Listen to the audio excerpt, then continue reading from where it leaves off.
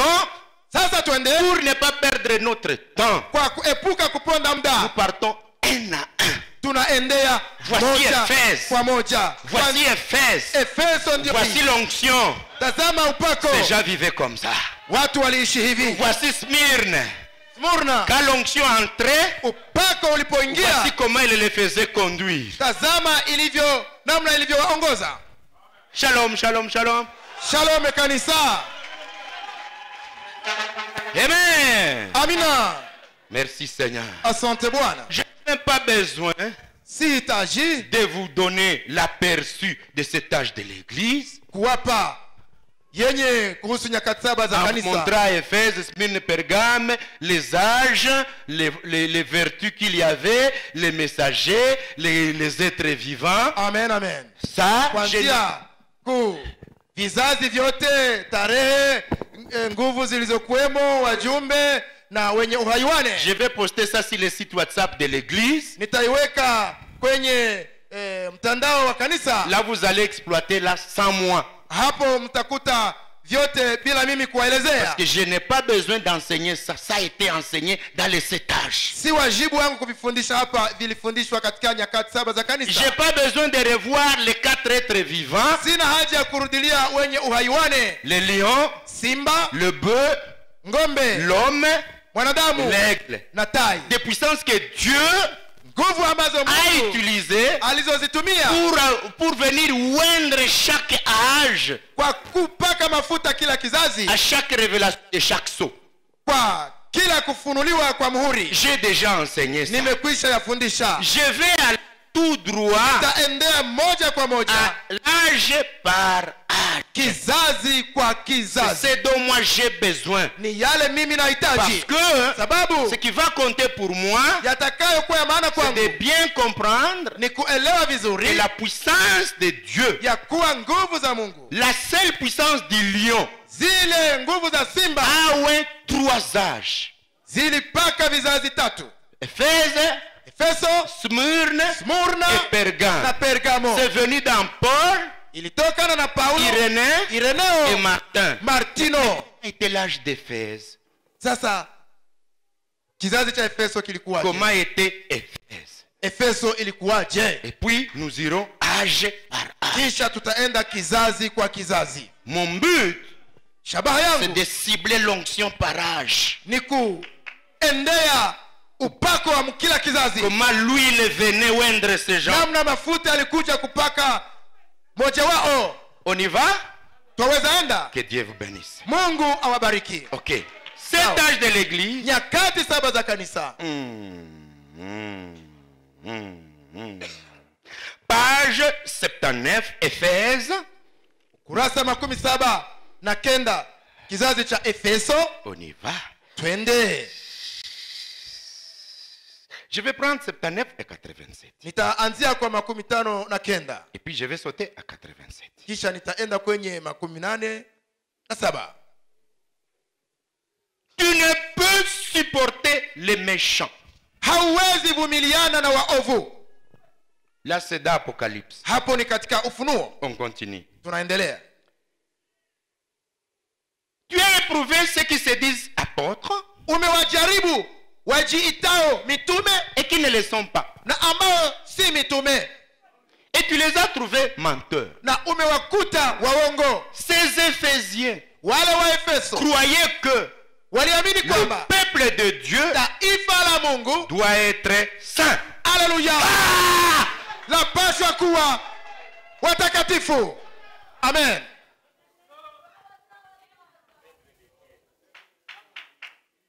Est-ce que je peux me rassurer que vous m'écoutez?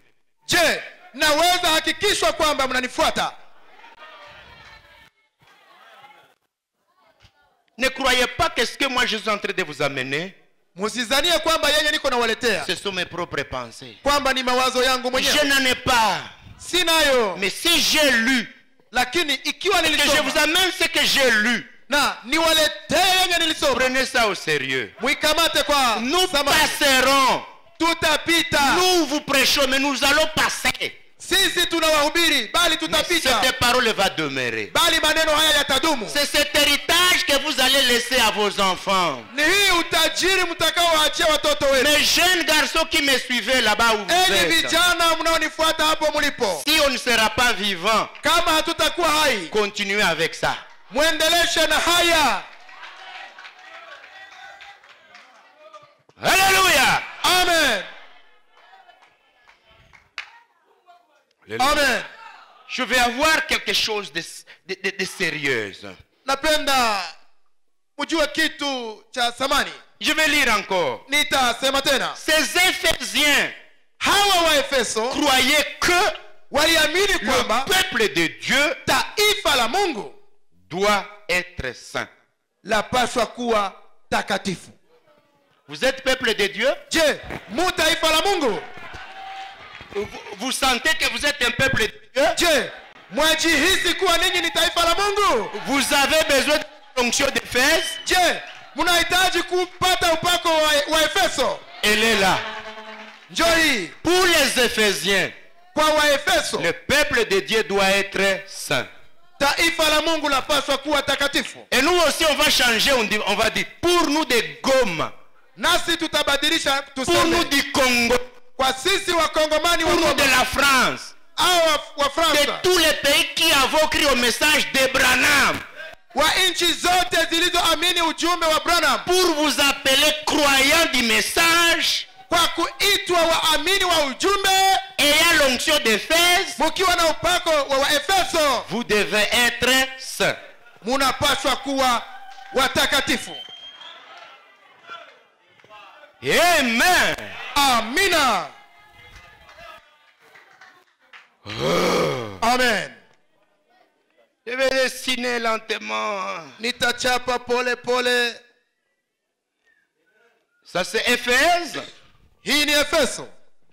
Est-ce que je peux me rassurer? Je vais demander à un frère qui va écrire tout pour moi. Nitaomba ndugu Frère atakayeniandikia. David, écris élément par élément. Là où tu es. Ndugu Daudi, niandikie hapo ulipo kila jambo. Quand je termine la prédication, Nimalizapo mahubiri, tu vas nous emmener tes notes. utatuletea ulioandika. Puis nous allons lire onction par âge. Tutasoma upako wa mkila kizazi. Je risque de salir mon tableau là. Naweza fikia maliza ubao Parce huu, que je vais monter par âge. sababu nitapanda kizazi kwa Si kizazi. j'écrivais trop, je vais vous embrouiller. Nikiandika sana nitawazuru. On y va. Twende. Vous êtes venus adorer. Je, mulikuja abudu? Vous avez de l'enlèvement. Munapenda munyakuliwe? Alors, Sasa, d'après ce verset, kutokana na maandiko haya, ils avaient pris des mesures pour éloigner du corps les levains du péché. walikuwa wametoa mipango ya kutosha chachu katika mwili. Hawa wa Efeso, Aha. kwa ajili, haleluya, Amen, amen. kwa ajili ya kufikia ile utakatifu, Amen. balikamataka mipango za ya kusema kuondoa. hii mwili wa Kristo Ndiyo. isigusiweko na chachu ya zambi. Amen.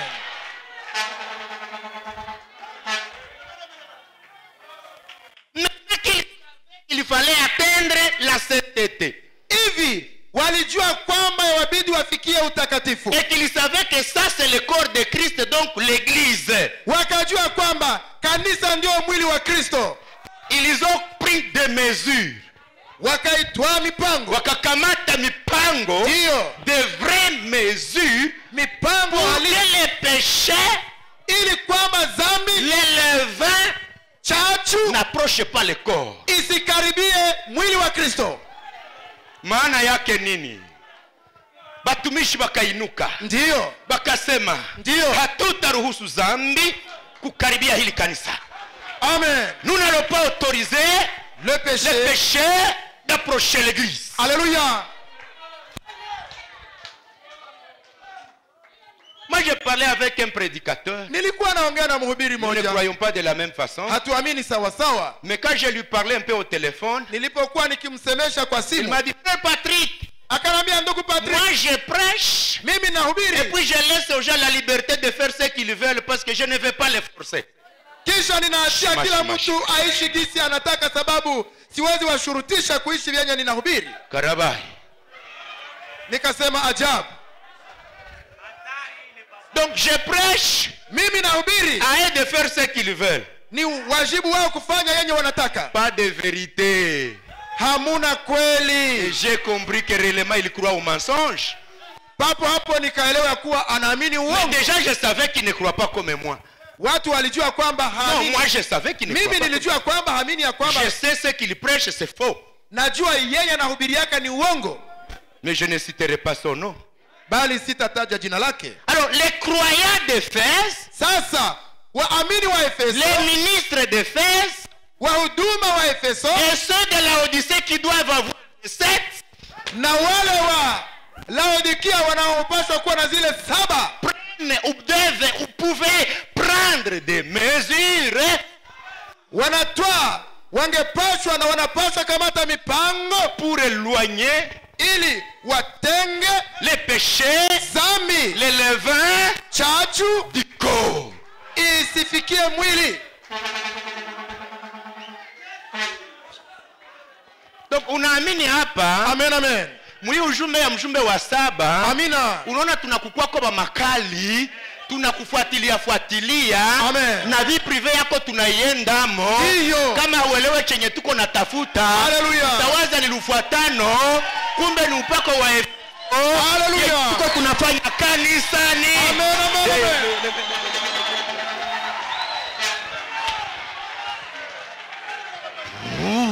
Amen.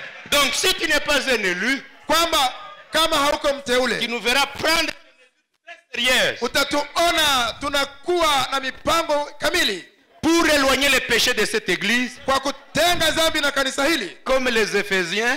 Sawa, watu wa Efeso, Tu vas dire voilà, utasema ona sasa des poursuites inutiles. wanafuatilia watu sana. La vie privée déjà les intéresse à quel niveau? Sasa maisha ya kipekee watu inawazuru kunini?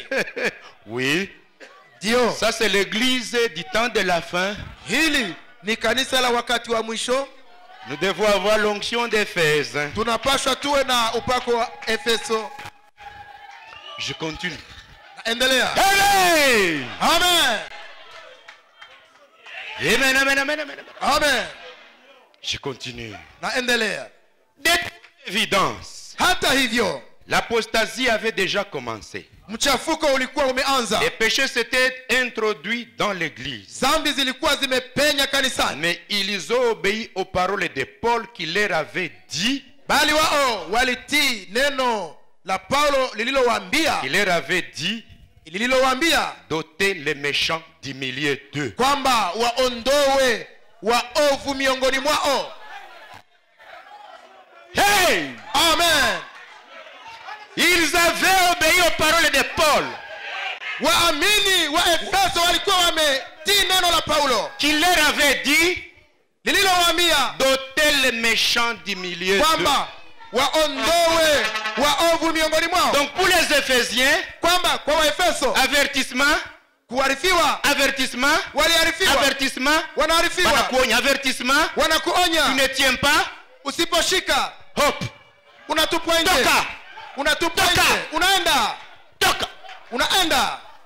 ôter les méchants du milieu d'eux. Ondoeni waovu miongoni mwenu.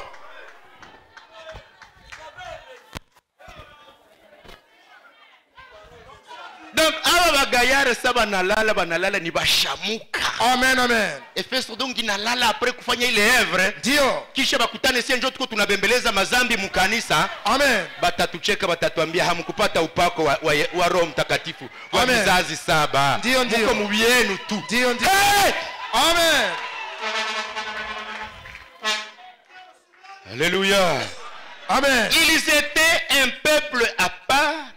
Lilikuwa taifa lililokuwa kando, Ils étaient sortis du monde. walikuwa wametoka mudunia, Et à présent, na kwa sasa ils n'allaient pas laisser le monde s'introduire parmi eux. hawangelikubali dunia ipenye miongoni mwao. Ils n'allaient pas tolérer les péchés dans l'église. Hawangevumilia dhambi kanisani. Chez eux, Kwao la sainteté utakatifu n'était pas un mot vain, halikuwa neno ovyo, mais bali ou un simple discours. au maneno ya kusema tu, Elle était un mode de vie. bali utakatifu ilikuwa ndio maisha yao. La sainteté pour les Éphésiens, Utakatifu kwa watu wa ce Efeso n'était pas dans la bouche, haikuwa mu maneno tu, ce n'était pas un discours, haikukuwa ce habari, n'était pas un mot vain, haikukuwa neno bure, un mode de vie. bali ilikuwa ndio maisha yao. Namna ya kuishi, Ndio, namna ya kuishi. ndio.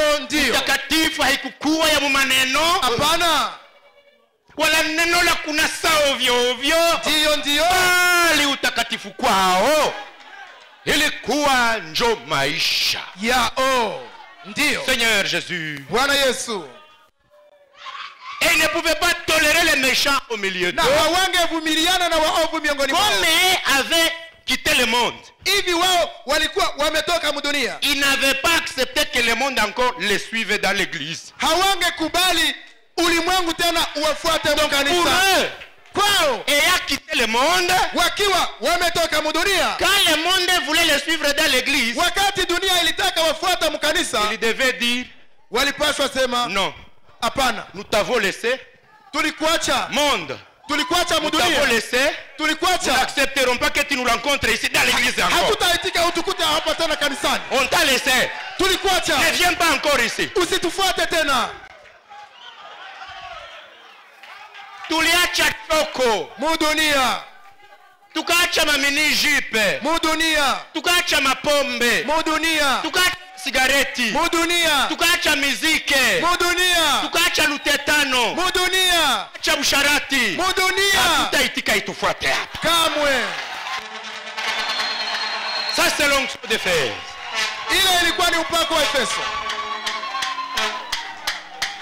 Baefeso banakuonya unashindikana, Aha, banakuambia tupe razi. aha, Inaonekana hapa haiko kwenu. ndio. Yesu kunaweza bakia kwako, utuache sie tuendelee leo. Amen.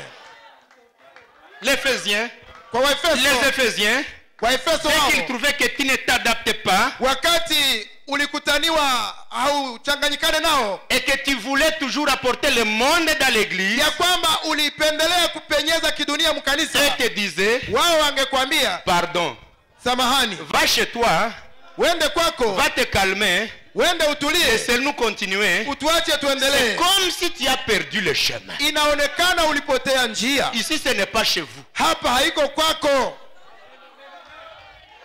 Amen. Hallelujah! Amina. Kale nikaupako tu kamoya. Kamoya tu. Amen. Est-ce que wakuka-appliquer mkanisa naweza kosa matunda? Lazima itakuwa. C'est déjà une seule onction. Ile tu ilikuwa ni upako Pour moja un seul âge. kwa kizazi kimoja. Amen. Amen, amen, amen, amen, amen, amen. Amen. Mungu, Bwana, ils ont obéi aux paroles de Paul. eti waamini wa kizazi kile kiliamini kwa maneno ya Paulo, Qui leur avait dit, wakati maneno aliyowaambia, ôtez les méchants du milieu de vous. ambalo liliwaambia kwamba waondoe waovu miongoni mwao. Munabembeleza mtu anabashinda, Tupa nje. musimuhurumie. Hapana. Mumwambie bakia kwako, Ndio. siku tataka Mungu tutajua. Amen, amen. Amen. Hallelujah. Barikiwe Jehova. Amen. Amen, amen, amen, amen, amen. Hallelujah. Oh, Yesu. Tuko bibi harusi. C'est vrai. Kweli kabisa, nous sommes l'épouse. Affirmatif. Je vous dis franchement. Na waambia kweli. Page 87. Urasa wa 14. L'église d'Éphèse Kanisa la Efeso supportait les méchants. halingevumiliana na waovu. Il devait donc les exclure, Lilipaswa wafukuza, sans quoi bila hiyo il serait insensé de dire qu'il ne pouvait pas les supporter. haingekuwa na maana kusema kwamba halingewavumilia. S'il ne les aurait pas exclus, kama halingewafukuza, alors il les aurait supportés. kwamba lingewavumilia. Mais au verset 6, il est dit Lakini kwa shairi ya 6 qu'il inasema haïssait leurs œuvres. lilichukia matendo Waouh, yao. waouh, il haïssait leurs œuvres. Walichukia matendo yao. Donc ce groupe de Nicolaïtes Kwamba lile kundi la Wanikolai a continué à faire partie du premier âge liliendelea kuwa mkizazi cha kwanza en faisant ses œuvres. likifanya matendo On yake. haïssait les œuvres. Walichukia matendo. Mais on a mis les gens hors d'état de nuire. Sorry? Ça, giza inanza ingia, udhaifu inanza ingia. Quand l'âge de Efeso a commencé à baisser, Wakati kizazi cha Efeso kilianza kuzimika, les gens ne commençaient plus à exclure les gens. watu hawangeweza tena kufukuza watu waovu. Alors l'église a commencé à... Kanisa likaanza zaifuka.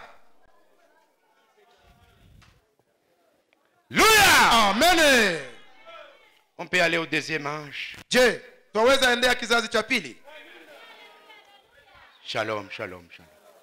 Alors, le deuxième âge arrive. Sasa kizazi cha pili kinakuja, C'est Smyrne. ni cha Smurna. On commence à tuer les gens. Wanaanza uwa watu, Vous prenez les croyants. wanatoa waamini, La persécution commence. mateso yanaanza. Vous prenez tous les croyants.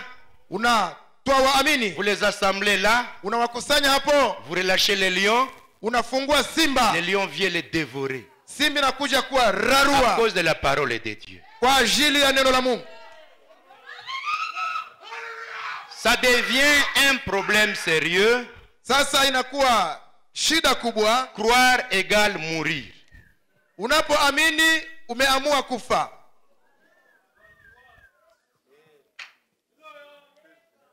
Et là, Na hapo ça va prendre 10 ans. ikatwaa miaka 10. Dieu avait dit, Mungu alikuwa amesema vous aurez 10 jours. mutakuwa na siku 10. Et on croit jour. Wao wakazania kwamba tu ni siku 10 gisi Alors que ce kuzifuata. sont des jours de la persécution à mort. Kumbe na ni siku za kuteswa hadi kufa. 10 jours de souffrance. Siku 10 za mateso. On prend le pasteur, Wanatoa on mchungaji, prend les croyants. wanatoa na waamini. C'est comme ça que les Polycarpes et les autres sont morts. Ni hivyo Polikarpo na wengine walivyofariki. On vous prend, Wanakutwaa, on vous met vos responsabilités. wanakutia mbele ya jukumu zako. Soit vous acceptez Dieu, vous mourrez. Ukiitika Mungu unakufa, Soit vous dites, au utasema je rentre dans le monde, mais au moins vivre étant païen que de mourir croyant. ninarudia mudunia niishi saa mpagani kuliko kufa sasa hivi. Ça, c'est le deuxième âge. Hiki ni kizazi cha pili. Il ne faut pas le confondre avec Thyatire. Musiki fananishe na Tuatera. Smyrne, on a tué, et en Thyatire, on a tué. Waliua watu Msimurna wakaendelesha na kuwaua Mupesa. Alors, les croyants de cet âge Sasa waamini wa mwa hiki vont kizazi se diviser en 3 parties. watakaobulikana mu sehemu tatu. Il y a ceux qui vont dire, je laisse, je ne croirai pas au lieu de mourir. Kuna wale watasema sitaamini niende kufa. Il y a ceux qui vont être dans la parole. Kuna wale ambao watakuwa muneno Tant qu'on ne les a pas encore débrouillés, wakati wowote hawaja tant watafuta, qu'on ne les a pas encore persécutés, wakati wowote hawaja watesa, ils y croient. wanaamini. Et il y a d'autres qui vont dire, Wengine nao watasema advienne que pourra. hata iwe namna gani, Mourir, c'est mourir. kufa na njoo Mais kufa. laisser Jésus, Lakini kuacha Yesu pas question. hatuwezi. Écoutez, Msikie, donc, Smyrne ni kwamba Smurna sera d'accepter la mort à cause de Christ. ni kukubali kufa kwa ajili ya Kristo. L'onction qui est venue dans Smyrne, Upako uliokuwa mwa hii Smurna c'était de... ilikuwa ya nani? Après avoir reçu Jésus, Unapokwisha pokea Kristo, faites-moi tout ce que vous voulez, fanya yote unayotaka mais kwangu, je ne recule pas. lakini sirudi nyuma. Ça, c'est quelle onction?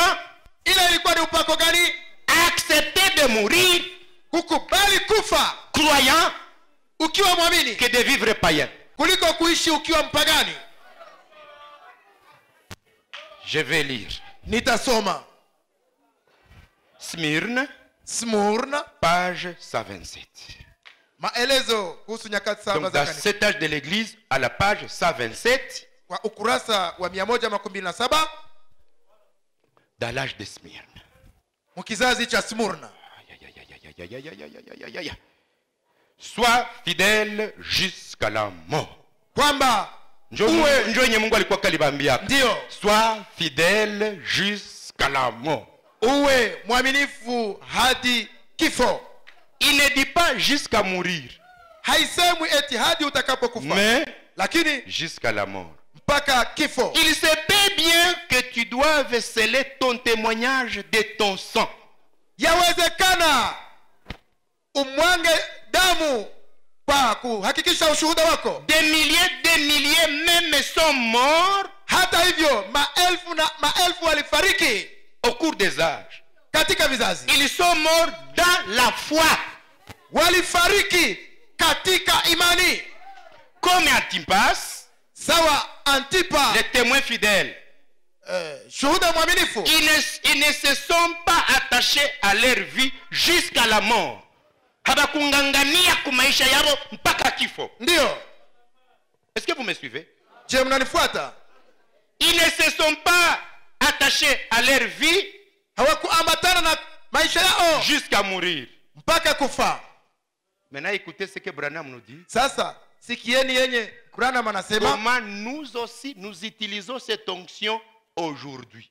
namuna na sisi tunatumia upako huu kwa leo. Maintenant que personne ne va te tuer. Hivi hakuna mwenye atakuua. Dans notre âge de la Odyssée. Mwa hii kizazi ya Cette Laodikia. onction de Smyrne maintenant nous allons l'utiliser comment alors que personne ne va nous tuer. Sasa hii upako wa Smyrna tutautumia namna gani ingalau hakuna mwenye atakuja kutuua? Comment saurais-je que j'ai l'onction de Smyrne aujourd'hui là où on ne vient pas nous tuer? Nitajuaje ya kwamba nina upako wa hapa kusimurna wakati hakuna mwenye anatutafuta atuue? Je vais lire. Je Nitasoma. continue. Souvent, Mara nous nous disons qu'il ne nous serait presque impossible d'être martyr.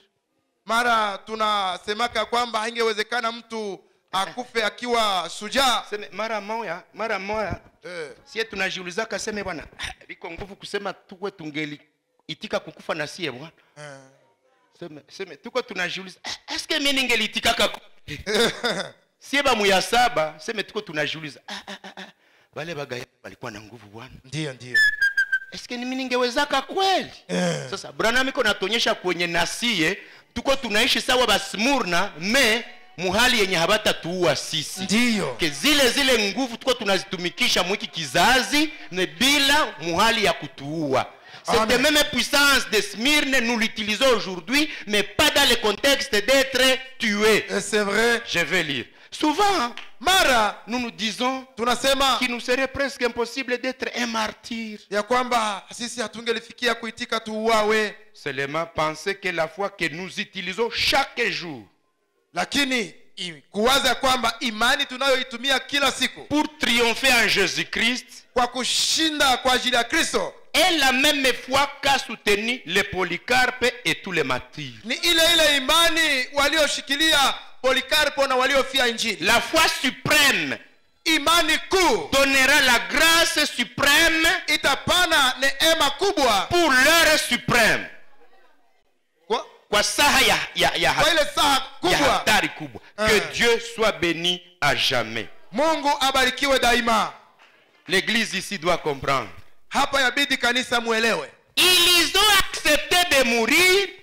Kwamba waliitikaka wafe. Et frère Branham nous dit ceci. Sasa Branham anasema. Nous aussi on est en train de nous dire. Na sisi tuko tunajiuliza. C'est impossible d'être martyr comme ces gens. Sasa haiwezekani tuwe wafia Injili kama wale. Ils étaient fort plus que nous. Walikuwa na nguvu nyingi Branham nous dit. Branham anasema. La force que nous sommes en train d'utiliser pour résister aux tentations chaque jour. Eti nguvu zenye tuko tunatumikisha leo Kuvumilia majaribu ya lundi, siku ya kwanza, siku ya pili, mercredi, siku ya tatu. Quand nous mélangeons ça Tunapozikusanya dans le même poids que la décision qu'ils ont prise pour mourir. Zina uzito ule umoja ya ile imani waliotumikisha hapa. Les vainqueurs de cet âge ici, kwamba kusimama hiki kizazi, les vainqueurs de cet âge, washindaji wa hiki kizazi pouvaient accepter aussi de mourir. Nao wangeitika wafariki,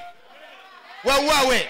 Tous ceux qui sont forts aujourd'hui, wenye ni mashujaa leo, s'ils allaient vivre chez Smyrne, wangeishi Smyrna, ils allaient aussi accepter de mourir. Wangeitika wauawe. C'est-à-dire quoi? Ni kusema nini? Les choses que nous sommes en train de refuser aussi à cause de Dieu. Mambo yenye tuko tunakataa sababu ya Mungu. Chaque jour, kila siku, l'énergie que nous sommes en train de dépenser pour nous maintenir, zenye tuko tunatumia kwa kusimama imara, fois nombre de jours, kuzidisha hesabu ya siku, les donner aux croyants d'aujourd'hui, kuipatia muamini wa leo, égal aux martyrs de Smyrne. Ni sawasawa na wafia injili wa Smyrna.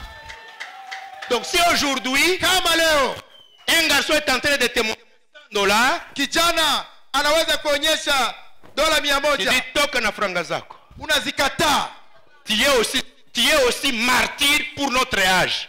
Wewe pia ni mfia injili kwa hiki kizazi. Si aujourd'hui, kama leo, on te montre un verre de boisson, unaonyeshwa kilauli ya pombe, tu dis non, unasema siwezi, j'accepte de mourir de soif que de boire. Nitaitika nife na kiu kuliko kulewa. Tu mets aujourd'hui dans le cadre de Smyrne. Wewe uko vile katika hali ya Smyrna. Alors si aujourd'hui, kama leo, tu es en train de te relâcher devant le péché, uko unajiachilia mbele ya dhambi, c'est-à-dire que si tu allais vivre en Smyrne, tu allais aussi fuir. Ni kusema ungeishi mwa ile wakati wa Smyrna, ungekimbiaka. Donc les croyants forts de Laodicée, kwamba masuja waamini wa Laodikia sont les croyants forts de Smyrne. Ni waamini wa nguvu wa Smyrna. Alléluia. Amen.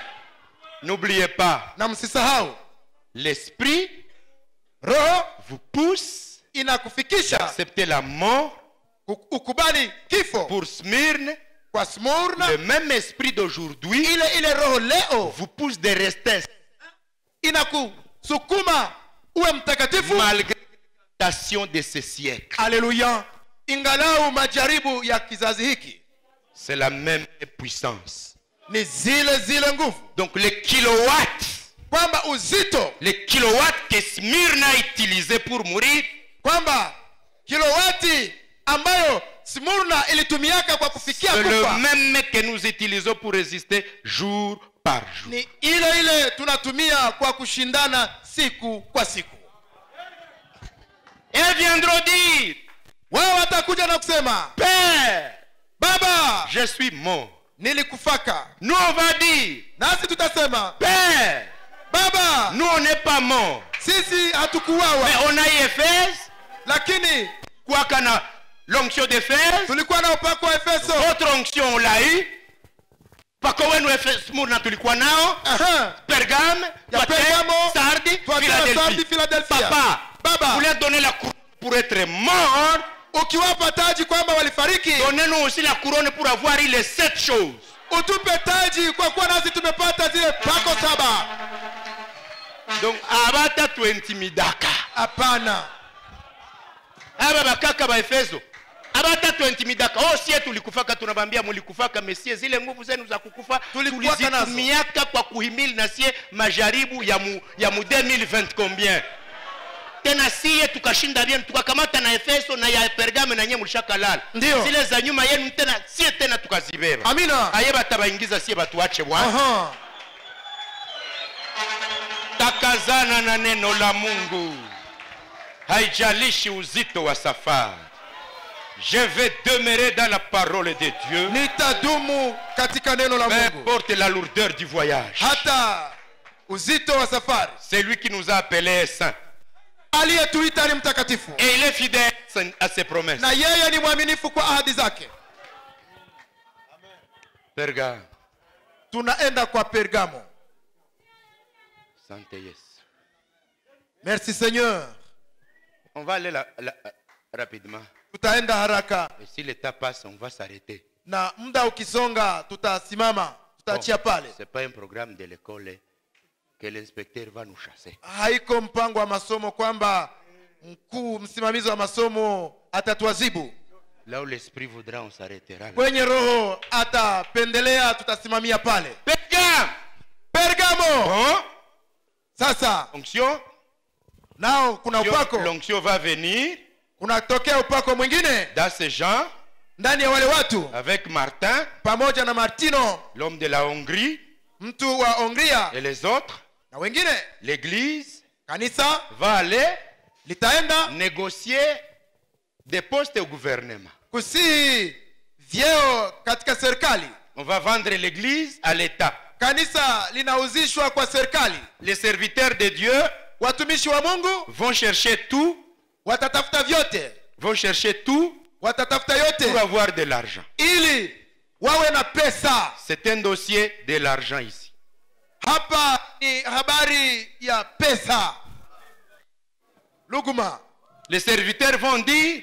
Watumishi watasema. Les autres sont en train de s'enrichir. Wengine wako na tajirika. Mais nous on est pauvres. Sisi ni maskini. Débrions l'argent. Tutafutishe pesa. Bien que cet esprit va revenir ici dans les âges hata kama du cavalier noir. Itaenda kurudilia katika kizazi cha mpanda farashi mweusi. Vendre déjà avec l'État, c'est la recherche des honneurs. Kuuzisha kanisa kwa serikali ilikuwa ni kutafuta vyeo. Vyeo na heshima. Est-ce que vous savez qu'il y a des gens qui connaissent la vérité mais qui ne veulent pas les églises à cause des postes? Je, mnajua kwamba hapa nje kuna watumishi wanaojua kweli lakini hawataki tia kanisa kweli mkanisa sababu wanatafuta vyeo? Est-ce que vous savez que je, mwajua il y a des gens qui connaissent la vraie vérité? Kuna watu wanaojua kweli ya kweli. Mais lakini ils ne veulent pas quitter parce que l'église leur donne tout. Hawataki toka mwa yale makanisa sababu makanisa yanawapa vyote. Oui ou non? Je, sivyo?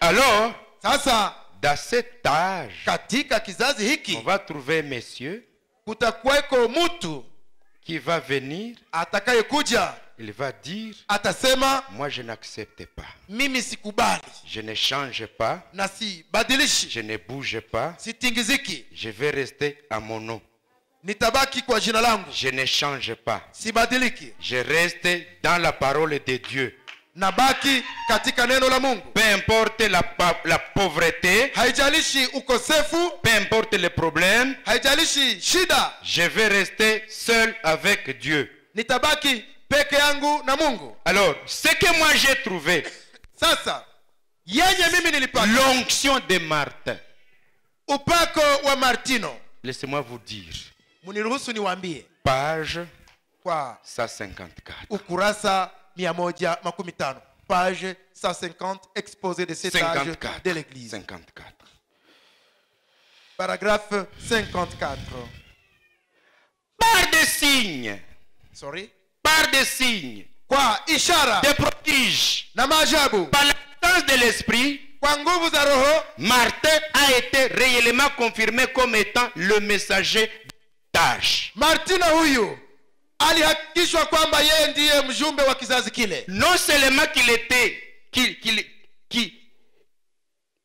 était doué, si kwamba tu alijua hiyo, il était doué d'un grand ministère, alikuwa na karama kubwa, mais il était lui-même fidèle pour toujours à la parole de Dieu.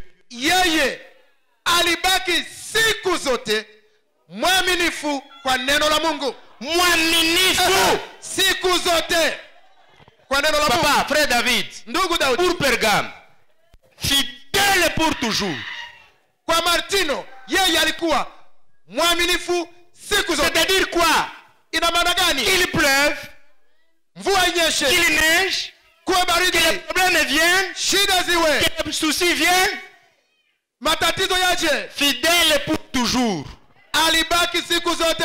Donc quand vous avez l'onction de Pergame, kwamba ukiwa na upako wa Pergamo, vous avez cru, ukiwa umeamini, c'est une ligne droite, ni mstari sawa, pas de... hakuna lukumba. Fidèle, mwaminifu, fidèle, mwaminifu, fidèle, mwaminifu pour toujours. siku zote. Personne ne viendra vous négocier pour vous dire, hakuna atakayekuja kukusii kukwambia, regarde là, tu es en train de souffrir. Hein? Unaona hapa huku unatesekea hapa. Mais tu peux faire tel match, tu trouves $400,000 quand. Unaweza jipigana hako papo unapata $400. Fidèle, tu dis, mwaminifu utajibu, c'est un péché. Kupata pesa hizi ni dhambi. Sœur, dada, tu peux traverser à Gisenyi la nuit, tu amènes des choses, on va faire vivre les enfants. Unaweza vuka hapa karibu Gisenyi usiku moya, utalea watoto wako. Tu dis, unasema fraude. Wizi. Frère, baba, on peut ouvrir une église. Si unaweza unda kanisa. On crée quelque chose. Mtu anaunda kitu fulani. Vous prêchez ça. Unahubiri hii. Vous injectez quelque chose. Unapenyeza kitu. Vous aurez tous les patrons. Watajiri wote watakuya kwako. Vous allez faire vivre les enfants. Utaacha watoto wanaishi. Utalea watoto. Tu vois ce que on vous dit. Uchunguzapo yenye wanakuomba uhubiri. Tu dis, unasema pas la parole. Ibi haiko neno. Tu dis, je ne prends pas ce ministère. Hii huduma sitaitika. Fidèle jusqu'à. Mwaminifu mpaka mwisho. Vous voyez déjà qu'il y a un problème de la vérité. Unaona kwamba hapa kuna tatizo la kweli. Ile ukweli inarudia hapa. Je continue. Naendelea. Il combattait l'organisation. Alipiganisha kizehebu. Il résistait au péché. Alipingana na dhambi. Dans les plus hautes sphères. Katika kiwango kikuu sana. Il était le champion de la vérité. Yeye alikuwa mteteaji wa kweli. En parole et en acte. Mumaneno na mumatendo yake. Écoutez. Musikie. Dans Pergame. Hapa mu Pergamo. Vous défendez la parole dans la bouche. Unatetea neno mkinywa. Et quand on voit comment vous vivez. Na wakichunguza namna unaishi. On voit réellement que ce que tu dis c'est ce que tu vis. Wanakutana kwamba yenye unasema na unayaishi. Donc l'onction de Pergame. Kwamba upako wa Pergamo. De dire la parole. Ni kusema neno. Et aller vivre ça. Na unaenda liishi. Oh, je suis sœur du message. Utasema mimi ni dada wa ujumbe. Tu tresses la nuit. Usiku nasuka nywele. Tu viens à l'église. Unakuja kanisani. Tu mets le foulard. Unaweka kitambaa. Si on allait retirer le foulard. Lakini kama bangeondoa kitambaa. Tresse. Misuko. Tu n'as pas l'onction de Pergame. Hauna upako wa Pergamo. En parole. Katika maneno. Et en acte. Na mumatendo. Je suis frère. Niko ndugu. Je crois au message. Ninaamini ujumbe wa saba. J'étais en réunion avec quelqu'un. Nilikuwa mumkutano na mtu moja. Je ne vous dirai pas quand. Sitawaambia wakati gani. Mais lakini c'est un prédicateur d'une autre église qui n'est pas du message. Alikuwa mhubiri wa kanisa lingine ambalo si la ujumbe. Il m'a étonné. Alinishangazaka. Il a dit quelque chose que je n'oublierai jamais. Alisemaka jambo ambalo sitasahawaka. Il a dit dans la réunion. Alinambiaka mwa ile mkutano. Je connais deux catégories de personnes sérieuses dans la vie. Mimi najua mitindo miwili ya watu wazima mu maisha. J'ai prêté oreille. Nikamtega sikio. Il a dit je connais les musulmans. Akasema na wajua waislamu. Un vrai musulman. Muislamu wa kweli. Un vrai musulman. Muislamu halisi. Quand vous êtes avec lui dans un dossier, c'est la transparence. Wakati unakuwa na mpango na yeye ni uwazi. Alors j'ai attendu la deuxième église qu'il allait citer, qu'il croit avoir des gens sérieux. Nikangojea kanisa la pili ambalo angelitaja kuwa la wazi. Alors il a dit dans la réunion. Ndipo sasa akasema katika ile mkutano. Et il y avait des pasteurs. Sorry. Il y avait aussi des pasteurs. Na kulikuweko mapasta, wachungaji. La deuxième catégorie que je connais. Ile mtindo ya pili ninayojua. Ce sont les gens qui croient au message de Branham. Hallelujah! Eti. Mtindo wa pili ninayojua ya watu wanaokuwaka wazi katika mambo yao. Eti ni wanani? ni watu wale wanaoamini ujumbe wa William Marion Branham.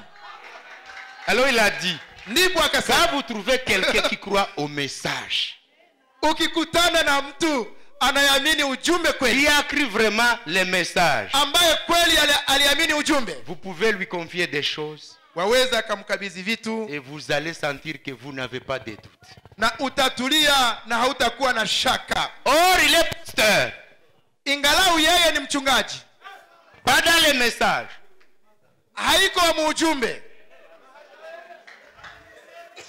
Mais il a dit, lakini les akasema deux-là. wale wawili. Alors moi aussi je vais changer. Sasa na mimi En Pergame, hapa Mpergamo il défendait la parole walitetea neno par la bouche kwa vinywa vyao et par les actes.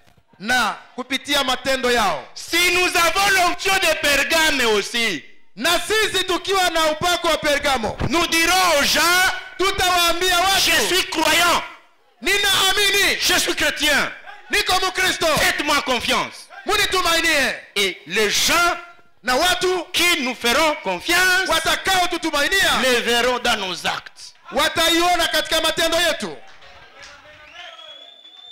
Vous passez la journée avec une fille d'autrui, Unashinda mchana na binti wa jirani, on sait que vous êtes croyant du message. wakijua wewe ni mwamini wa Les ujumbe, parents vont dire, ni frère njoo iko kunyumba. wazazi watasema ni Mkristo mwenye ko nyumbani. Si Kama les parents ne peuvent pas avoir confiance que vous avez passé la journée avec sa fille, wazazi hawezi kutumainia wakati ulishinda na binti nyumbani, tu n'as pas l'onction de Pergame. kwamba hauna upako wa Pergamo. Pergame, Pergamo, quelqu'un te fait l'argent, mtu anakuwekesha pesa, il te dit, anakuambia va acheter pour moi des choses à Birere, wende ninunulie biashara Birere, tu vas acheter, tu utavinunua, vas lui amener des factures, utamletea, et s'il part vérifier, il trouvera que c'est vrai. na akienda chunguza kwenye ulivitosha atakuta ni kweli. Ça c'est Pergame. Hiyo ni Pergamo. Pergame, Pergamo, vous avez dit une chose, ulisema jambo, on croit que c'est du mensonge, wanaamini kuwa uongo, on part vérifier, wanaenda chunguza, on dit, ni kweli. wanasema je, ni On dit, kweli? oui, ce qu'il a dit c'est vrai. Ndiyo, ile aliwaelezea ni kweli. Hadanganyake. Amen. Ça, Inemampa. ça c'est Pergame. Ndiyo ilikuwa Pergamo. En acte, Katika matendo na katika maneno na maneno, toutes les frères ici wadada wote walio et hapa tous les frères ici, na wandugu wote hapa ils ne sont que de noms, ambao tu ni wadada na wandugu wa qui se jina, proclament frères, wanaojiita ndugu sœurs.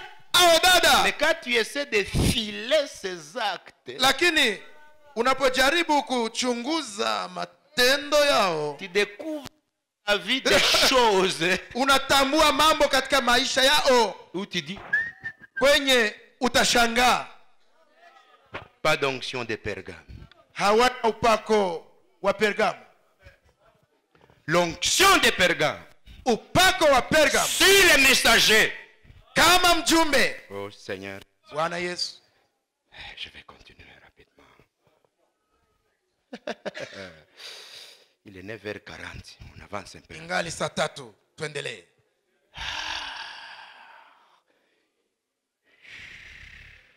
Il y résiste. Il était le champion de la vérité Alikuwa mwenye kutetea kweli en parole et en acte. katika maneno na katika matendo. Il vécut une vie pleine de victoires chrétiennes. Aliishi maisha yaliyojaa ushindi wa Kikristo. Voici ce qu'un biographe écrivait de lui. Tazama vyenye mchunguzi msomi aliandika kumhusu Kuhusu Martin. Martino. Personne ne l'a jamais vu en colère, Hakuna mtu alimkuta na kasirika, troublé, amevurugika, affligé amehuzunishwa ou en train de rire. au akicheka. Il était toujours le même. Alikuwa yule. Il reflétait quelque chose d'immortel. Alikuwa navaa Alikuwa anaonyesha kitu cha kutokufa. Ndio. Anaonyesha saa hata kufaka. Une sorte de joie céleste transparaissait sur son visage. Hali ya furaha ya mbinguni ilikuwa inaonekana kwa uso yake. Il n'avait jamais aux lèvres que Christ. Kukinywa yake tu ungelisikia tu ni Kristo njoo iko nasema. Jamais dans le cœur que piété. Moyo wake mulikuwa utawa pekee, paix et piété. Amani na utawa. Il pleurait souvent pour les péchés même de ses détracteurs. Alikuwa akilia kwa ajili ya dhambi hata za wale wenye kumsumbua. Qu'il attaquait avec des langues de vipères et les poisons aux lèvres alors qu'il était silencieux. Benye bange mushambulia na maneno ya kumuteta sawa sumu ya nyoka, japo yeye Martin alikuwa kahasema semake na najinyamazia. Yes, we. Beaucoup le haïssaient pour des vertus que ne possédaient pas. Wengi walimchukia kwa ajili ya nguvu zenye alikuwa nazo ambazo wao hawakuwa nazo. Et qui ne pouvaient pas imiter. Na hawangeweza kumuigana. Et là ses opposants les plus déchaînés étaient des évêques. Na benye balimuchukia sana bakakutaniwa. Walikuwa ni viongozi wa makanisa. Viongozi wa makanisa. Ndio. Retenons. Tushike. Tu ne pouvais pas voir Martin en colère. Haungekuta Martino amekasirika, ou bien affligé, au amehuzunishwa, ou bien troublé, amevurugika, ou bien en train de rire n'importe quoi, au umkute akicheka ovyo. J'ai cherché à... Je vais vous dire, ça fait 5 ans que j'ai lu cette citation. Nitawaambia kunaisha miaka 5 nilishaka soma mtajo huo. Je suis en train de faire tout pour imiter ces messieurs. Niko ninajitahidi ni muige Pergamo nani Martino. J'ai pas encore réussi. Sijaweza. J'ai fait tout. Ninafanya yote. Mutu mwenye hata iko na maprobleme za ye. Hautamuona na huzunika. Hakuna siku tamuona kaseme anagazabika. Amen. Kaseme hata balimusumbua na kumutukana na kumkoroga. Seme saa unamuona hana bisirani. Amen. Hata watu wanamutukana wanamusumbua kuliko yeye abasirikie analia juu ya zambi za wale watu. Ndio. Aseme saa unamuona kama habakwambie shida zenye iko napita amo, bakuelezeye vyenye iko na supporte, utawaza iko bien. Me kama bangeanza kwambia iko napita mwa hiki na hiki na hiki, hautajua. Ndio. Sema na hakuna maneno ya ovyo ovyo mungesema seme mwaniko na cheka na nyinyi. Sema il était toujours le même. Alikuwa ni ule tu. On le trouble. Banamuvuruga, il est égal. Iko pale. Vous ne le verrez jamais en colère. Hautamuona nakasirika.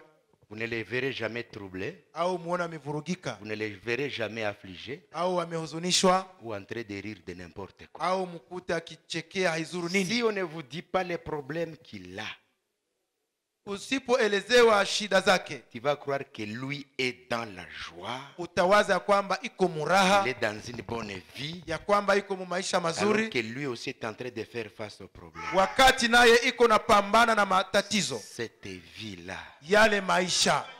Vous avez un époux. Ukiwa na mume. Il est comme ça. Akiwa hivyo. Même si on l'a dérangé. Hata walimusumbua. Il arrive à la maison. Anapofika nyumbani. La vie continue. Maisha yanaendelea. Vous dites chérie, penzi, tu manges, unakula, tu pries, unaomba. Tu es toujours comme ça. Uko tu vile vile. Et ces problèmes là. Na hizi shida zote. Vous dites Dieu va s'en occuper ma chérie. Unasema unajibu Mungu atashughulika. Mais ces gens là. Lakini wale watu. Moindre problème. Shida kidogo. Il ne va pas manger. Hata kula. Il ne va pas prier. Hata omba Mungu. Il ne va pas adorer. Hata abudu. Il n'ira pas à l'église. Hata enda kusanyika. Il ne va même pas sommeiller. Na hata sinzia. Et toute l'église saura qu'il a des grands problèmes. Na kila Mkristo atajua kwamba iko na shida. Haiko aye. C'est pas l'onction de Pergame. ile haiko upako wa Mpergamo. J'ai fait tout, Nilifanya yote mais des fois j'échoue. lakini ninashindwa. Pas échouer en faisant les péchés. Sikushindwa nikifanya dhambi. Non.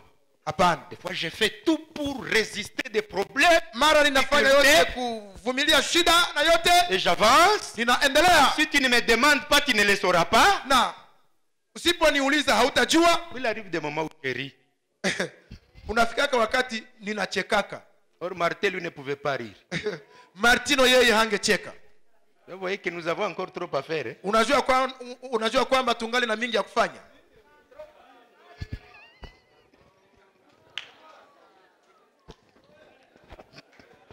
On a trop à faire. Tungali na mingi ya kufanya. L'onction. Ile upako. L'onction vous prend. Upako na kushika. On vous critique. Batu bakutete. On vous injurie. Bakutukane. On vous manque du respect. Bakukosea On adabu. parle mal de vous. Bakuseme vibaya. On vous appelle même Belzéboul. Wakuite hata mkubwa wa mapepo. Vous dites avance au frère. Unasema tuendelee. Celui qui vous a injurié hier, Mwenye alikutukana jana il vient vers vous, il a un problème. anakuya kwako na iko na Vous shida. le résolvez ça, lui dire tu as fait ça. Unamsaidia bila kumshimanga, kumwambia ulinifanyizia hivi. Il vous dit pardon. Anakuambia nisamehe, Tu dis je te pardonne. unamwambia nakuhurumia. Les gens vérifient si tu vas te venger sur lui. Watu wanachunguza kwamba utajilipishia kisasi kwake. Il va le voir, tu le prends la main. Unaona watakuona unamshika mkono Et les faibles vont dire na wadhaifu watasema ça c'est quoi? nini hii? Ce n'est pas lui qui l'a injurié hier. Haiko ule mwenye alimtukana C'est pas jana. lui avec ça. On a vécu des problèmes avec ces deux gens, non? Si tulisikia magumu yao wote bawili. Regardez-les. Sasa mubaone.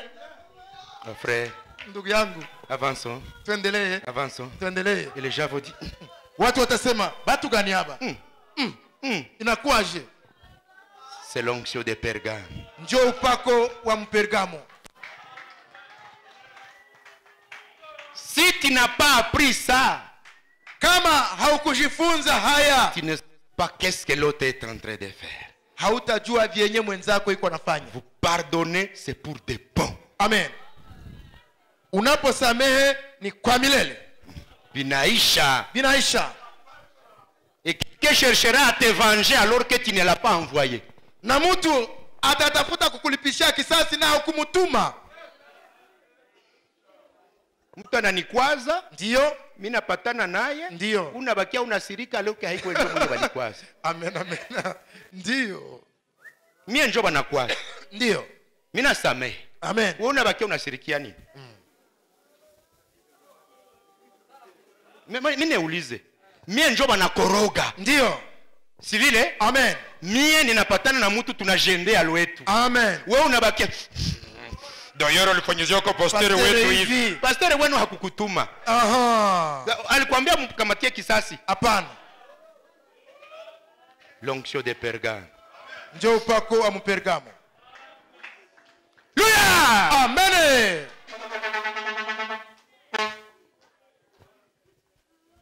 Luya! Donnez-moi des hommes comme ça dans cette église. Nipe watu kama wale mwa kanisa. Donnez-moi des femmes comme ça. Nipe wanawake wa mtindo huu. Donnez-moi des filles comme ça. Unipe wa binti wa Une kufanana hivi. femme comme ça. Mwanamke wa Elle a hivi trop de problèmes. ambaye ana shida nyingi, Elle a trop de soucis. ana fadhaa nyingi. Aucune sœur ne le saura. Amen, amen. Na hakuna dada ya mwenzake atajua. Même son époux, Hata bwanake elle lui rend tous les services.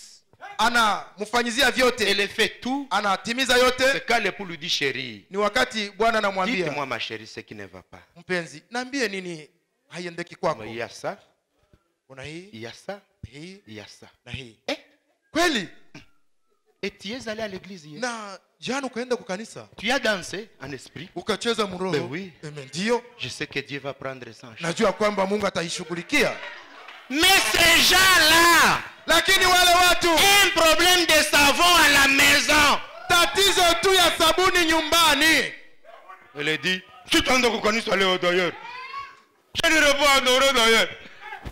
Et quand elle vient chanter, quand elle entre dans l'église, Anapokuja kanisani,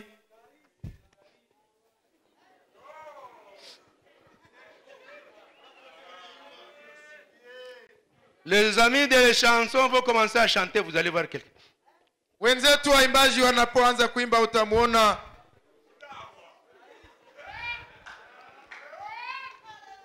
Dossier savon.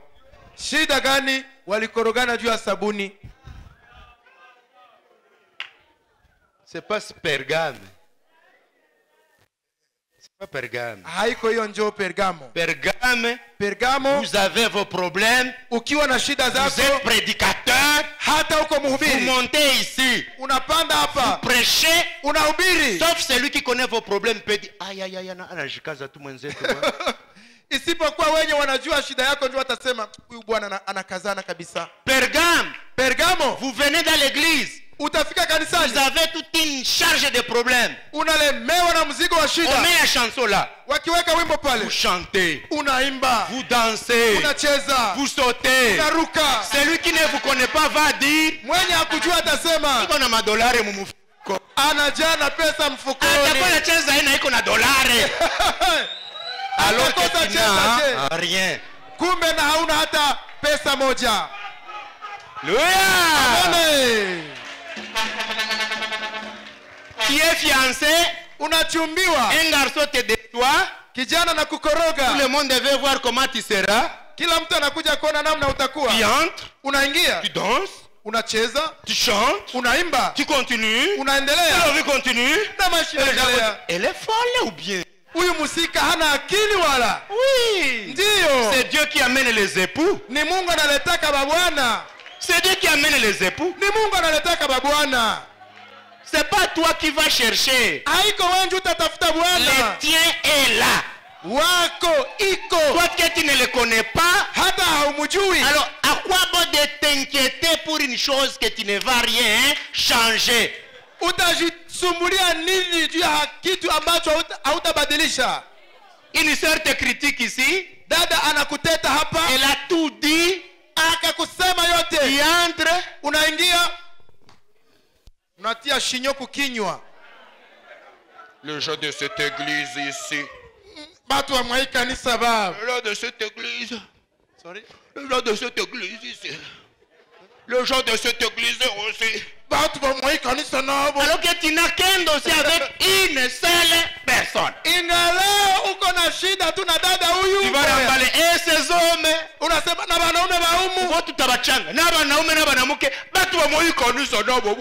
Ozana problème na moko ngana zana problème non? Wewe uko na mtu uko na shida na mtu mmoja. Mimi niko na shida na wewe.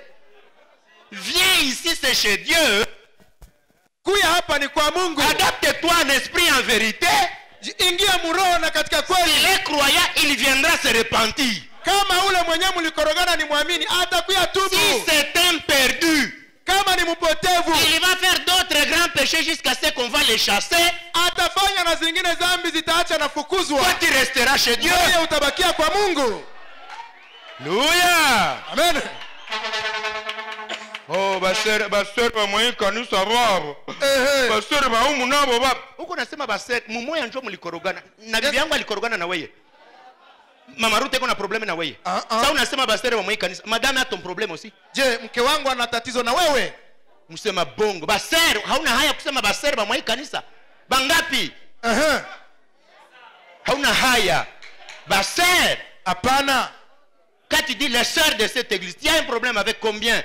Usemapo eti wadada wa kanisani humu, una shida na wangapi? Ba sœur, eti wadada. Oh ba frère, wandugu. Oh batumishi. Watumishi. Tuko 25, si bote tuko na dossier na wewe. Moi j'ai un problème avec toi. Je, mimi mchungaji nina tatizo na wewe. Mimi ningekuwa na problème na wewe. Bale wengine ba 24 kukosea. Ile maneno ya watu ba humu baba.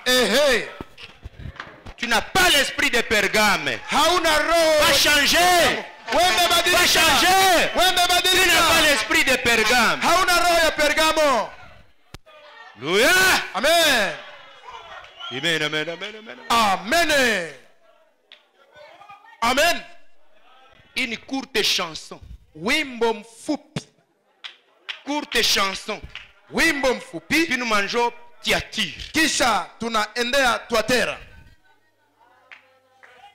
Alléluia. Amen. Vous savez pourquoi? Mwajua kwa nini? Moi je voudrais maintenant qu'en 2022, Mimi nilitaka mwa hii mwaka wa nous marchions avec l'onction de cet âge de l'église. tutembee na upako wa nyakati 7 za kanisa. Quand je vois un problème devant moi, Sorry? quand je vois un problème devant moi, Ninapokuwa na shida mbele yangu, je vais choisir quelle onction utiliser. nitachagua upako gani nitatumia. Je vais dire ici, je mets Smurn. Donc nous allons rouler avec 7 vitesses. Kwamba tutakimbia na vitese 7. Notre grand camion Lori yetu kubwa qui a des soupapes qui n'ont jamais existé. ambayo ina vitu ambavyo havijakuweko. Mon camion de 2022 a 7 vitesses. Gari yangu ya 2012 ina Quand vitese. j'arrive dans la boue, Ninapofika mu matope je vois des problèmes. nakuta na shida. Je dis ici, je dois mettre Smyrne. Nasema hapa nitatia Smurna. Tchan, tchan. Natia Smurna na Je pars. inaendelea. Je vois qu'il y a la montée. Ninaenda ninapanda. Je vois qu'il y a... Ninapopanda. Je dis ici, je dois mettre combien? Bon, nasema hapa nitatia yangapi? Pergame. Pergamo. Tout.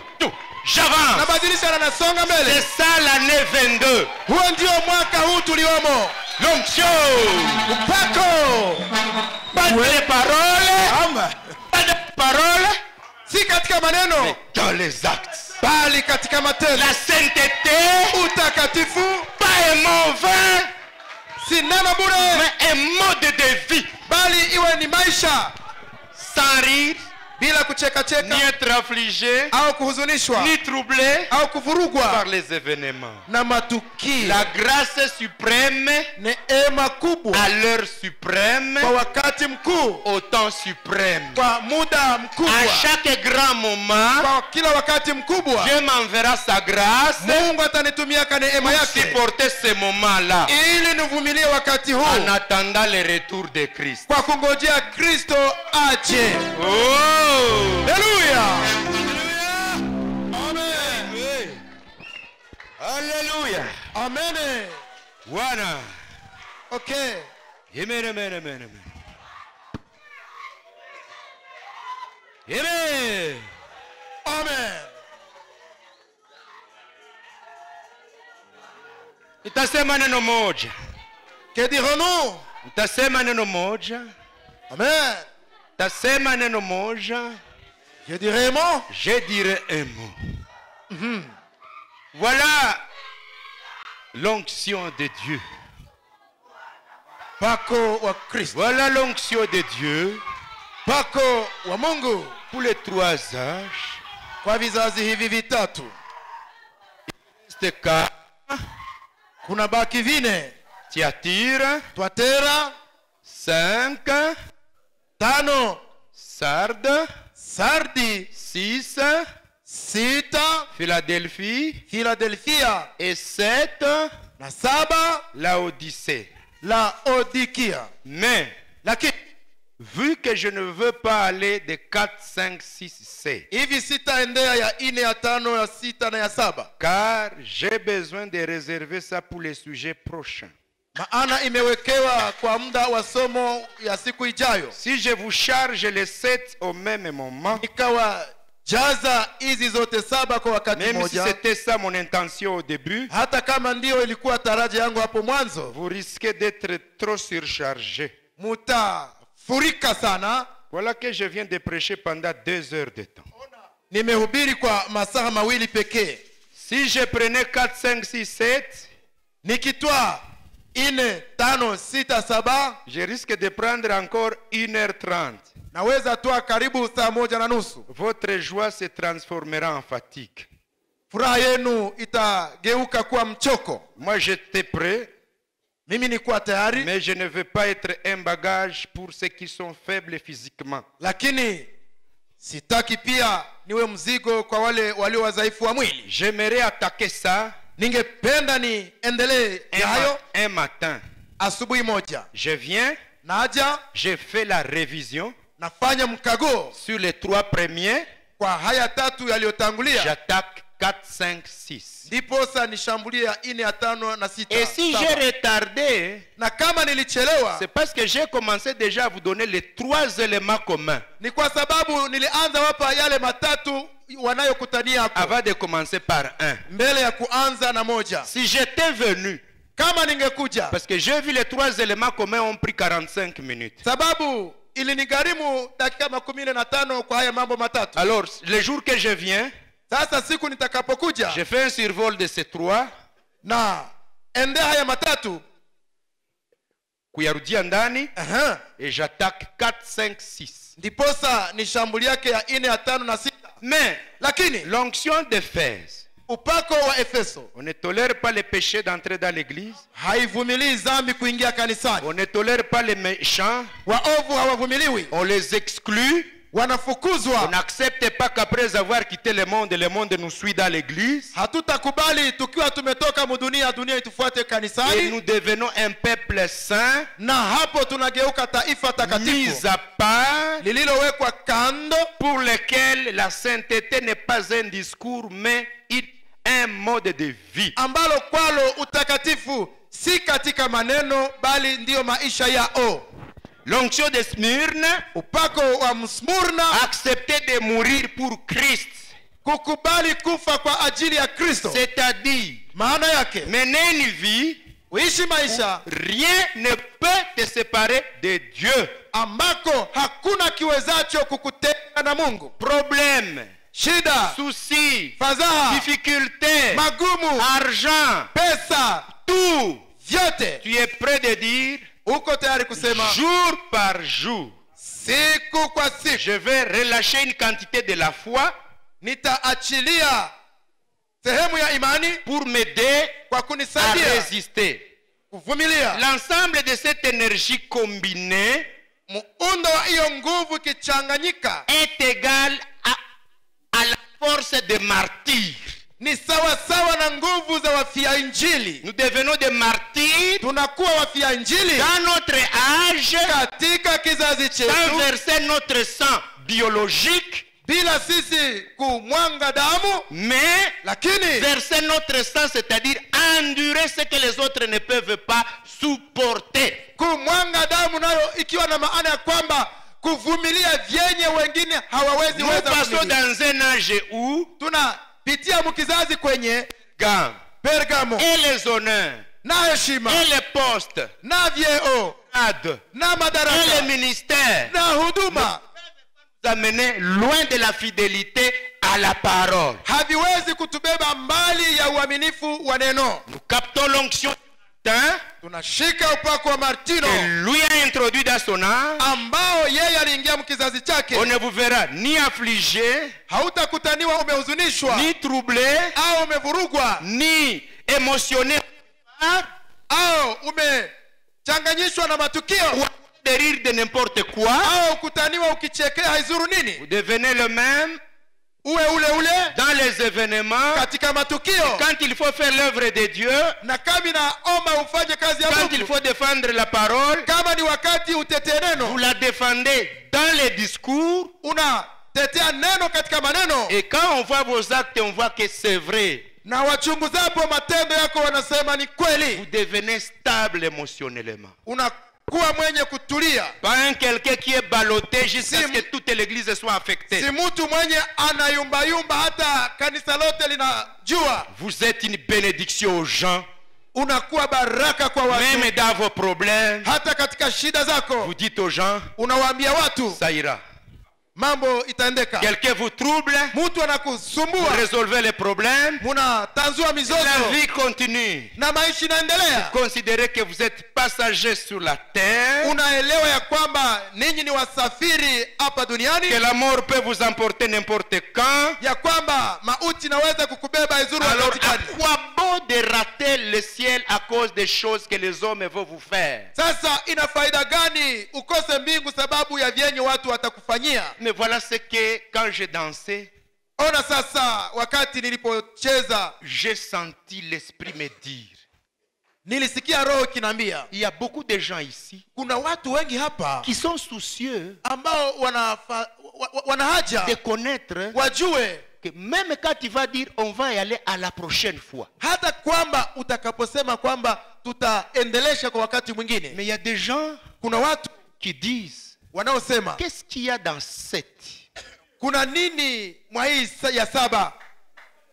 Alors, j'ai senti Nikasikia dans moi une voix me dit, ndani yangu sauti kinaambia, sauter 4, ruka hapa kwa 4, 5, 5, 6, 6, 7. fasilia kidogo hii ya 7. Alors quand tu reviendras, Utakaporudilia tu commenceras encore, utaanzaka tu tena, vas encore aller à 7. utaendaka tena kwa 7. Parce que ces gens sont pour 7. Hawa watu wako kuya 7. Les laisser aller sans comprendre leur 7, hein? Usiende na uambie hii ya 7. C'est comme si tu leur donnes une grande soif. Ni kama vile utakuwa umewaachia kiu kubwa. Alors je prends 8 minutes Kwa hiyo ninatoa dakika 8 pour vous parler un peu de 7. ili niwaelezee kidogo ya 7. Vous allez découvrir que certains d'entre vous ne l'avaient jamais entendu de leur vie. Na mtatambua kwamba wengi wenu walikuwa hawajaisikia mu maisha yao. Je vous le dis. Ninaiwaambia. Je vous le dis. Ninaiwaambia. Faites-moi 8 minutes. Munipe dakika 8. 9 ou 10, on sera en train de rentrer. Kenda karibu 10 tutakuwa tuko narudia. Je pars à 7. Naenda kwa ya 7. Je vais vous lire 7. Nitawasomea ya 7. L'onction numéro 7. Upako wa 7. Hier, quand j'étais dans ma chambre, Jana nilipokuwa chumbani mwangu vers minuit, katika usiku kati, j'étais encore dans ce livre ici. nilikuwa mwa hiki kitabu. J'ai passé une nuit dans laquelle je me disais, Seigneur, Nilipitisha usiku ambao nilisema, Mungu, aidez-nous de maîtriser notre 7e onction. nisaidie tufikie kuelewa huu upako wetu wa 7. Je vais le dire. Nitaisema. Vous êtes là? Je mko hapo?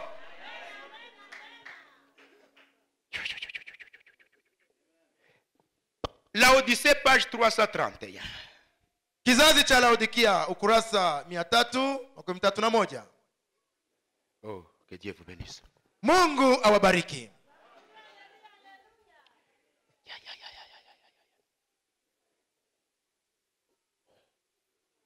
Apocalypse 17.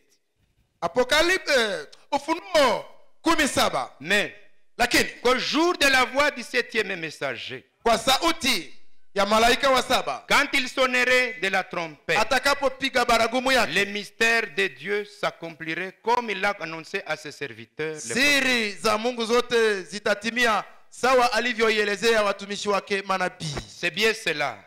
Ni vema hiyo. Il envoie un prophète confirmé. Anamtuma nabii Il aliyezihirishwa. envoie un prophète après bientôt 2000 ans.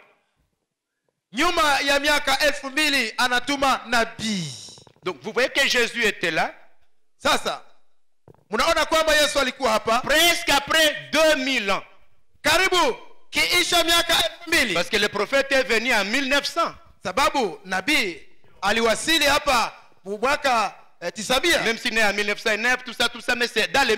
Donc presque après 2000 ans, Dieu Oui. va envoyer un prophète. Karibuni nyuma ya miaka 2000 Mungu akatuma nabii. Et vous voyez déjà que ce prophète vient ici dans le 7e âge, n'est-ce pas? Na naona kwamba nabii anakuja kuonekana hapa ni mwa kizazi ya 7. Alors continuez à suivre. Hein. Sasa tuendelee Il kufuata. dit, Anasema après 2000 ans, baada ya miaka après un 2000, prophète, après bientôt 2000 ans, karibu ni miaka 2000, il envoie quelqu'un anatuma mtu qui est si loin des organisations, ambaye iko mbali na madhehebu, de l'instruction du monde religieux. mbali ya elimu ya kidini, Tout comme jadis Jean-Baptiste et Élie, sawa vile zamani Yohane Batizaji na Elia, qui n'écoutera que Dieu. ambao watasikia tu Mungu. Yeye atakuwa nasikia tu ya Mungu. Qu'il n'aura l'ainsi dit le Seigneur. Watakuwa tu na yeye atakuwa na asema Bwana. Et qu'il parla de la part de Dieu. Na atasema kwa niaba ya Mungu. Il sera le porte-parole de Dieu. Yeye atakuwa kinywa cha Mungu. Et comme l'affirme Malachie 4, sawa anavyohakikisha Malaki 4, il ramènera le cœur des enfants au Père. atarudisha roho za watoto kwa Baba. Il ramènera les élus du dernier jour. Atarudisha wateule wa siku za mwisho. Donc, kwamba prenez ici. msikie, Il ramènera les élus. kwamba atarudishaka wateule. Je vous explique J'explique un peu avant de continuer à lire. Ninawafasiria kidogo Pour mbele dire que tuendeleshe kusoma. Ni kusema l'onction de 7e âge, kwamba upako wa kizazi cha ce 7 sera pour les élus seulement. itakuwa ni kwa wateule peke Vous yake. n'êtes pas un élu, Usipokuwa vous mteule n'aurez pas cette onction. hautapata ile Parce upako, qu'il ramènera les élus sababu italetaka wateule du dernier âge. yawa wakati wa kizazi cha Laissez-moi mwisho. continuer. Mniruhusu niendelee. Aïe, aïe, aïe, aïe, aïe. Ils entendront un prophète Watasikiaka nabii confirmer, aliyedhihirishwa apporter l'exacte vérité comme le faisait Paul. Aha. Apporter l'exacte vérité comme le faisait Paul. na kuleta Hawa wateule aha watasikiaka ukweli wa makweli sawasawa na vile Paulo naye aliletaka ukweli wa makweli. ndio Tuendelee pole pole. Il rétablira la vérité telle que l'avait. atarudisha kweli kisi ilivyokuwa zamani. Huyu nabii Aha. atarudisha nini? Kweli Vile ilikuwaka kwa kati ya banani ya ba mitume. ndio Tunarudia tena pale ku dossier ya vérité. verite. Est-ce que mko mnanielewa? Amen. Twende pole pole. Hamuyapata kwenye onction iko. Mimi nataka pafika sasa. Et les élus Na wale wateule qui seront avec lui, watakao kuwa pamoja na yeye, et les élus na wateule qui seront avec lui, watakao kuwa pamoja na yeye, les élus wateule qui pekee seront avec lui. watakao kuwa pamoja na Oye, yeye. kwa kizazi cha ngapi? Cha 7. Twende pole pole. Okay. Et les élus Na qui wateule seront avec lui watakao kuwa pamoja na à yeye ces jours-là, katika siku zile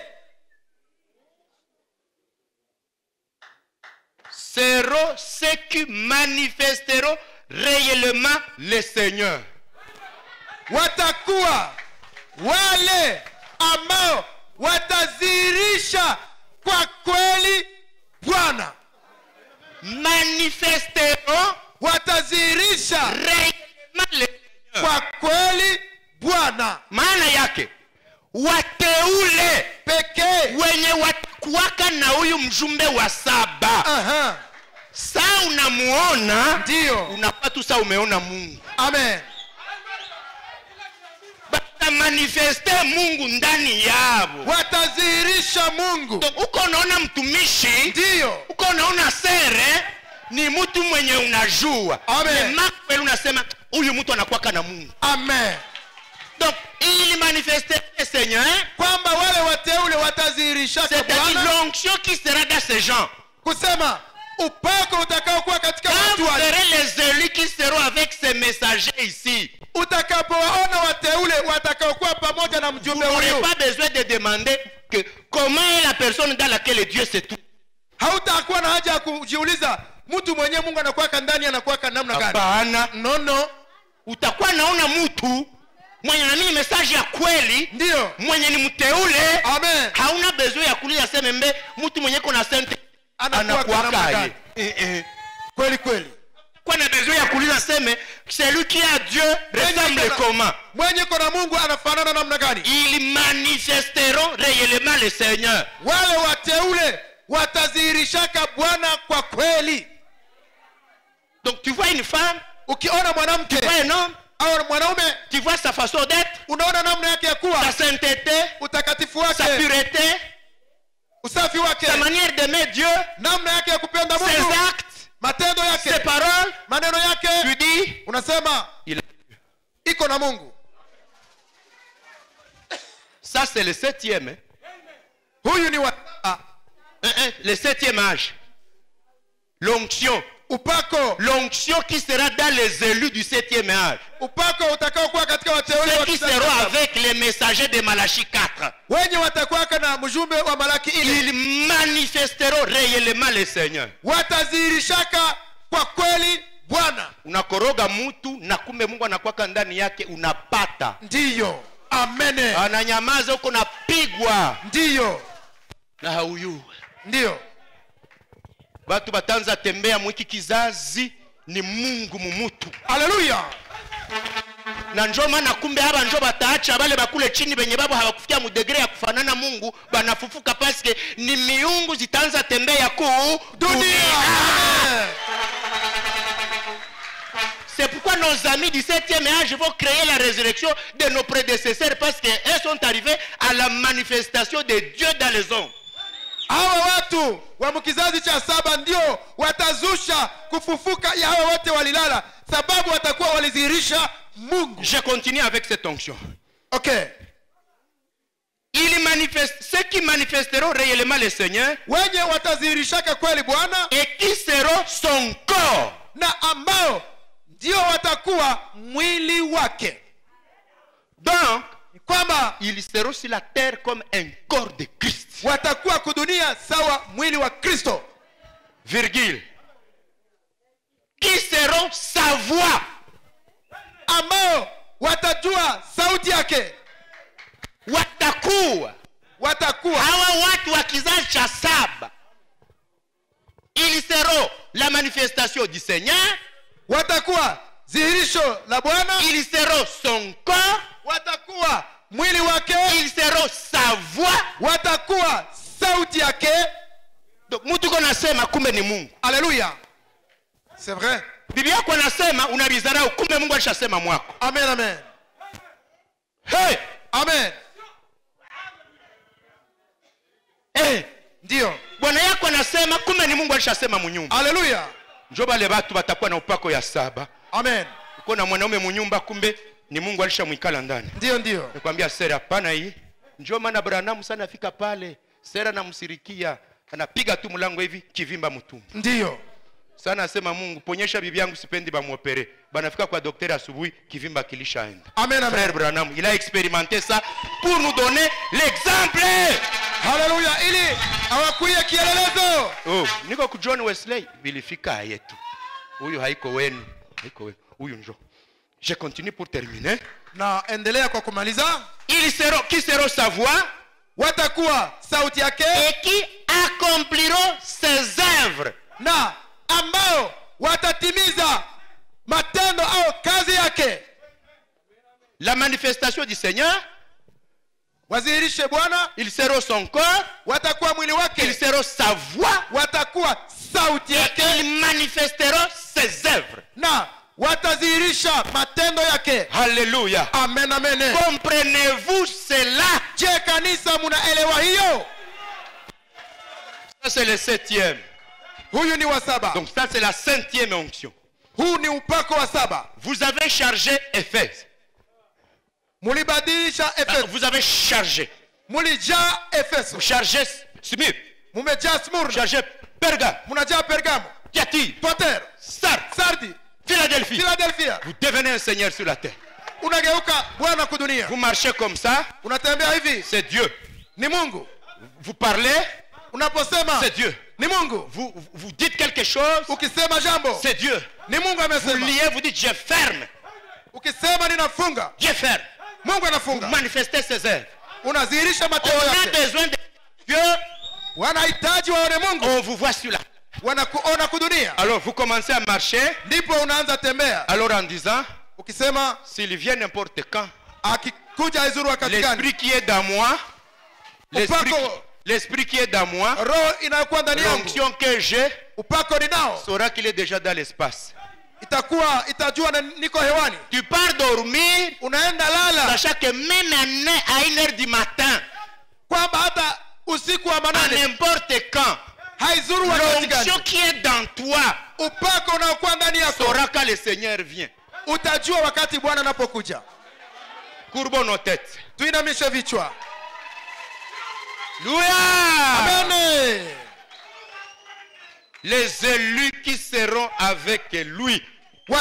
Ule watakao kuwa pamoja na yeye. Pendant que les dénominations seront en train de s'alarmer des autres choses. Wakati madhehebu zitakuwa zikifurahia mambo mengine. Les autres seront en train de s'embrouiller dans les péchés. Wengine watakuwa wakijisumbua katika dhambi. Les autres seront déjà matures dans la sainteté. Wengine watakuwa komaa mutakatifu jusqu'à devenir la manifestation du Seigneur. mpaka wageuke dhihirisho la Bwana On Mungu. ne les adorera pas comme Dieu.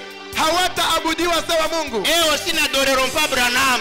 nao wenyewe hawataabudu Branham, Mais le message leur donnera la capacité d'être Dieu incarné dans l'homme. bali ujumbe utawapatia uwezo wa kuwa Mungu katika mwili, Vivre comme Dieu vivrait sur la terre. kuishi sawa vile Mungu angeishi kudunia. C'est pourquoi la Bible dit, vous êtes des petits dieux. Ndiyo maana Biblia inasema kuwa ninyi ni miungu midogo. Alléluia. Amina. Prions. Tuombe. Dites ceci. Sema hivi: Père, Baba, je veux l'onction. nataka upako ule. Je veux t'adorer en vérité et en esprit. Napenda ni kuabudu katika roho na kweli. Je veux devenir ton corps. Nahitaji niwe mwili wako Une sainteté. na utakatifu, Une sainteté de tous les jours. utakatifu wa siku zote. L'esprit et son onction pour les 7 âges. Roho na upako kwa kizazi. Prions le Seigneur. Ombe Bwana. Après nos serviteurs vont clôturer. Baadaye watumishi watamaliza Et nous allons rentrer. na tutarudia.